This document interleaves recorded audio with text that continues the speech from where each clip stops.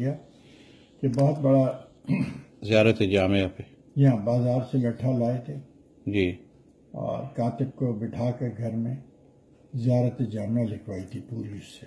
واہ واہ، اور مرحوم وہ جو کاتب تھا وہ بھی شیعہ تھا، جی سید تھا، جی، اللہ اس کو غریق رحمت کرے. اس نے لکھی تھی اور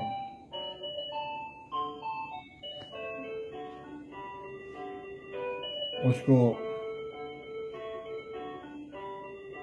یعنی جب وہ لکھ چکا وہ دیکھ رہا تھا وہ کہ اس کو کس طرح لکھوا رہے ہیں اور اپنے کفن پر لکھوا رہے ہیں. جب وہ لکھ چکا تو اس کو جی کچھ بلایا نزدیک اور پیسے دے رہے تھے. اچھا اس نے کہا میں اس کے پیسے نہیں لوں گا. اچھا، کہنے میری بھی تو اس میں جنت بن رہی ہے. واہ واہ، مگر پھر بھی میرے والد نے اس کو کہا کہ اچھا چلو بے مانگے اس کو ایسے ہی سمجھو محبتاً میں دے رہا ہوں. ہاں، خیر دے دیا اسے. تو زیارت جامعہ پہ بڑا کھل کے کام کرتے تھے، بڑی مجالس پڑھی، بڑی تقاریر کی انہوں نے. جی پھر یہ اس کے ماخذات پر گفتگو کی علماء سے. جی، نجف میں، قم میں، آیت اللہ بوجردی کے زمانے میں میں بھی ساتھ تھا، اچھا، ان سے گفتگو کی. اور اس پر جب کامیاب نتیجہ برآمد کیا انہوں نے جی جی جی اس کے ماخذات پر، جی، تو آیت اللہ بوجردی نے اپنی ابا اتار کے ان کو اڑا دیا. ہاں ہاں ہاں ہاں، تو وہاں عربی میں خطاب کرتے تھے علماء میں. ہاں، اور فارسی میں تو یہاں مسجد گوہر شاد مشہد میں پڑھتے تھے. جی، خمسہ سبحان. اور اس میں یہ خود کون سا سال تھا؟ ہادی میلانی تشریف لاتے تھے. کون سے سال تھے ایسے جن میں زیادہ وہاں تشریف لے گئے؟ 73 میں مرے تو آپ سمجھیے 65 66 67 یہ زمانہ بہت. تو جناب نے کافی ان تمام مسافتوں میں ان کا ساتھ دیا، ساتھ رہے آپ. میں ہی تھا نا، چونکہ میں 15 سال کی عمر سے گاڑی چلانے لگا تھا جی تو وہ کہتے تھے اور ذرا چلیں وہاں تک، کیونکہ ڈرائیور جا چکا ہوتا تھا تو وہ کہتے تھے چلو.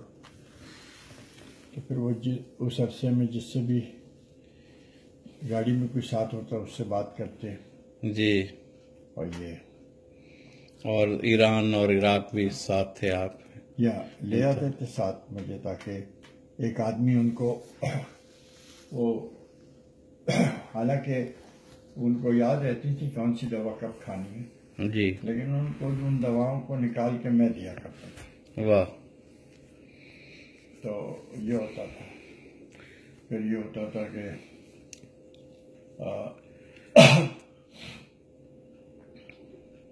ایران اور عراق کے سفر میں عموماً وہ پاجامہ نہیں پہنتے تھے.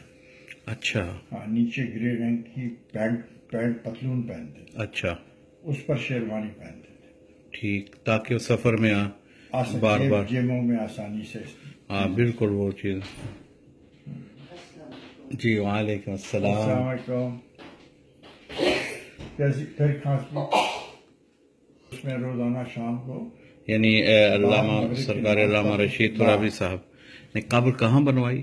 جو امام بارگاہ اس میں حسینیہ سجادیہ. جی، قبر بنوائی وہاں پہ امام باڑے میں قبر کھدوائی. جی. اور عجیب بات بتاؤں، جب انہوں نے قبر کی جگہ دے دی جی تو اس کے بعد اس سال ان کے یہاں عشرہ پڑھا کرتے تھے، پہلی سفر سے 10 سفر تک. اچھا. جب وہ عشرہ قبر ختم ہو گیا تو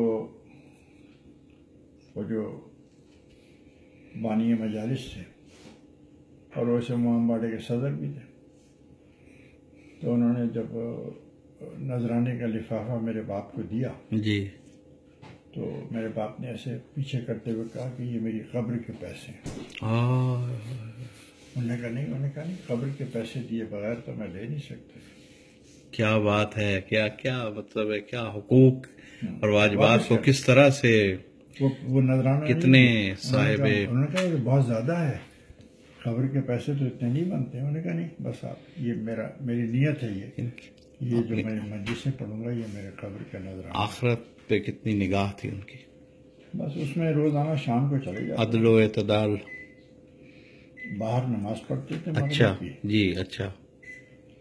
اور اس کے بعد جا کے قبر میں لیٹ کر زیارت جامعہ زبانی آتی زیارت جامعہ پڑھتے تھے. کمال ہے زیارت یہ بات ہے، بہت کام، یعنی اس میں روزانہ زیارت جامع. بہت لہن سے پڑھتے تھے، یعنی باہر واہ واہ کھڑے ہو جاتے تھے آگے سننے کے لیے، اندر گونجتا تھا نا کمرہ. جی. بس تا حیات، یعنی مطلب یہ کہ یہ سارا عمل انہوں نے جو کیا 1 سال کا کیا، اور جب پوری طرح بن گیا بڑھ گیا. تو لوگ کہتے ہیں نا جب گھر بن جاتا تو آدمی منتقل ہو جاتا ہے. واہ واہ واہ واہ واہ واہ. بس ایسا ہے. اپنے باطنی نگاہ والے لوگ ایسے ہی ہوتے ہیں، اتنے مولا کے خلوص کے ساتھ علم اہل بیت کو انہوں نے اور علم قرآن کو انہوں نے لوگوں تک پہنچایا، اور اس میں کبھی کوئی ریاکاری کا نام تک نہیں. کہیں بھی تفسیر بالرائے نہیں ہے، اتنی تفسیر کی، سبحان اللہ. قرآن کو اتنا پڑھا، اس کے باوجود بھی کہیں بالرائے نہیں ملے گا. آج کل کے جو خطیب ہیں وہ تو آرام سے اپنی رائے کے ساتھ کرتے چلے جاتے ہیں داد لینے کے لیے، کیونکہ علم نہیں ہے نا. اور علم جس کے پاس نہیں ہوگا وہی بالرائے کرے گا. جس کو معصوم کی تفسیر معلوم ہوگی وہ بالرائے کی طرف نہیں جائے گا. ایک بہت ہی عالم آدمی تھے قرآن کے، جی. اور حکیم حکمت کرتے تھے، حکیم محمود احمد برکاتی. اچھا. وہ تھے جماعت کے. اچھا. تو انہوں نے مولانا مودودی سے پوچھا کہ آپ نے چونکہ تفہیم القرآن لکھی ہے تو آپ کا کیا خیال ہے؟ کہنے لگے کہ قرآن کا جو ظاہر لفظی کا جو ترجمہ رشید ترابی کرتا ہے کوئی نہیں کرتا ویسے. یہ کہا انہوں نے. واہ.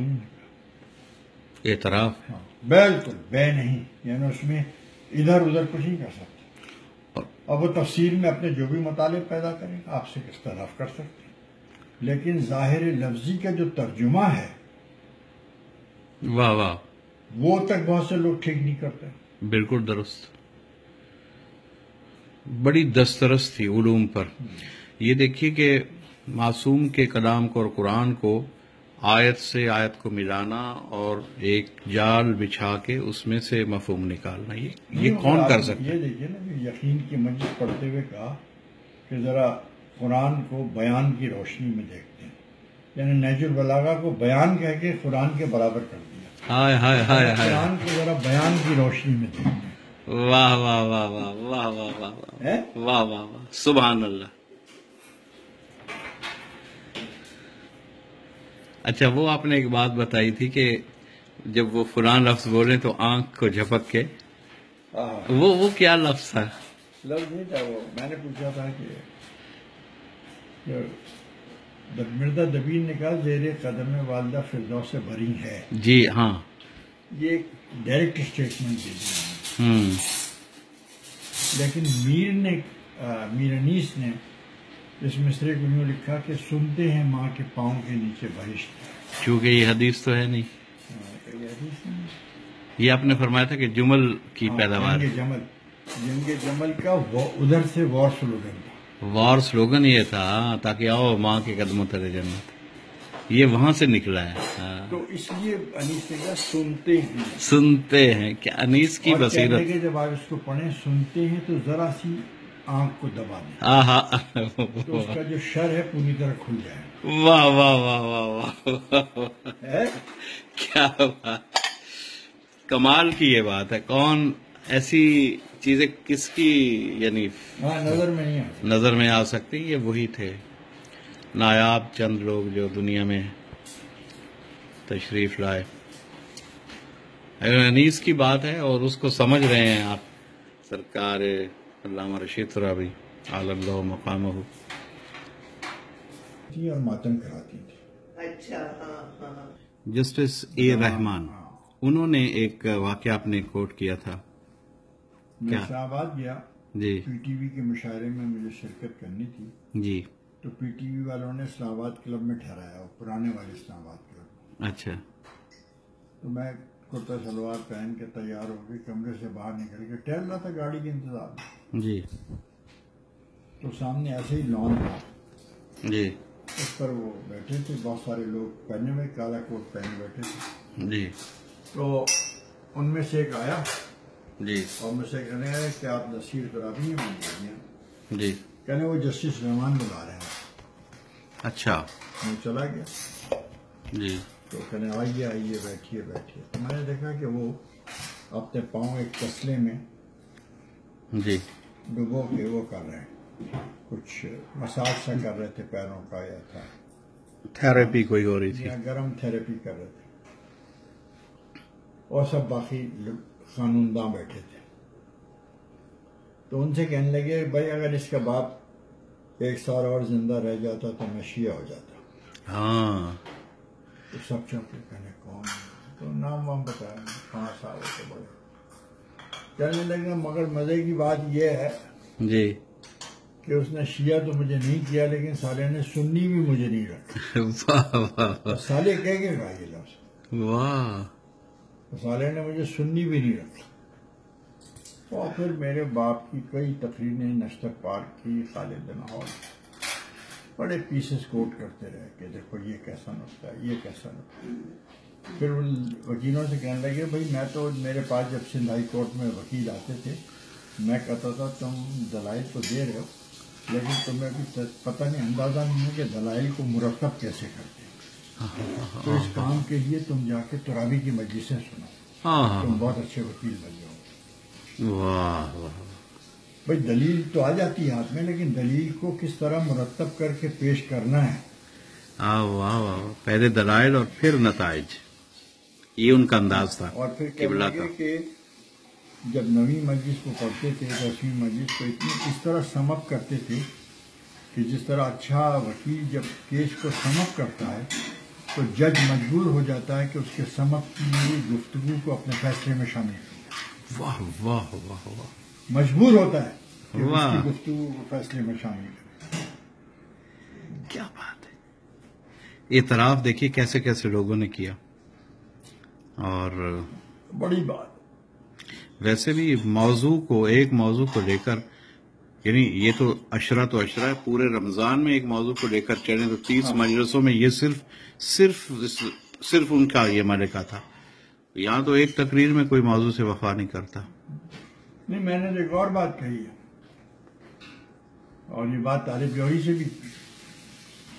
میں نے کہا طالب جوہری صاحب اگر ابھی جا کر میں آپ کے عشرے کی مجالس سے 4تھی مجلس کو 6ٹی پہ رکھ دوں اور 6ٹی مجلس کو 4تھی پہ لے کے چل جاؤں تو آپ کے عشرے کے تسلسل پہ کوئی فرق نہیں پڑتا۔ واہ واہ، کیا ویسے ٹیکنیکل بات، منطقی تسلسل نہیں معلوم ہوتا۔ ہاں بالکل، کیونکہ وہ کنٹینیوٹی نہیں ہے۔ رابی صاحب کی مجلس یہ ہوتی ہے، کہتے ہیں کل ہم یہاں تک پہنچے تھے، کل ان مطالب کو ہم نے حل کیا تھا، آج بات کو یوں بڑھ رہا ہے۔ سبحان اللہ، وہ یکتا تھے، یکتا، کوئی بھی ایسا نہیں ہے۔ بلکہ عرب و عجم تک بھی میں تو دیکھتا ہوں کہ کتابیں بھی پڑھی ہیں، جو چیز ان میں تھی کسی میں نہیں ہے۔ اللہ کی خاص اور جیسے معصوم کی خاص نگاہ تھی۔ میں کہا کرتا ہوں کہ وہ امیر المومنین علیہ السلام کے روحانی شاگردوں میں تھے، وہ ایسی شخصیت تھے کہ انہیں مولا ودیت کرتے تھے، دل جما کے کوئی سنے انہیں تو انہیں پتہ چلے کہ وہ کیا تھے۔ یہ چند تقاریر کو تو بہت سے لوگ جانتے ہیں جو سلوگن تقاریر بن گئی، سجدہ یقین رزق، لیکن جو ان کی وہ تقاریر ہیں جو مسلسل ایک ہی آیت اور ایک ہی سورہ پہ ہیں، وہ انتہا ہیں، سمندر ہیں وہ۔ اگر میں سمجھتا ہوں کہ خطبہ علماء ان کو کنسیڈر کریں تو ایک حوضہ کی حیثیت ہیں وہ ساری تقاریر۔ بس اب آپ یہ نمبر ذرا ملا دیں، یہ والا مجاہد بخاری والا۔ میں ابھی مٹا دیتا ہوں، یہ آپ نے